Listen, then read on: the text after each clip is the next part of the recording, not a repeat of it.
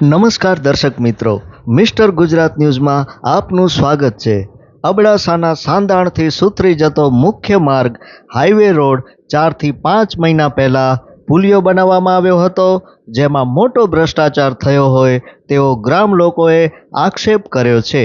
પ્રાપ્ત વિગત મુજબ સાંધાણ પાવર હાઉસ પાસે બનેલ આ પુલિયાને હજુ 4 મહિના વીત્યા નથી, ત્યાં સાધારણ વરસાદના કારણે દિવાલમાં મોટી તિરાડો પડી છે, તેમજ દિવાલમાંથી સળિયા બહાર દેખાવા લાગ્યા છે। તંત્ર દ્વારા યોગ્ય તપાસ કરી ભ્રષ્ટાચારીઓ સામે કડક પગલાં લેવાય તેવી સાંધાણ ગ્રામવાસીઓની માંગ છે।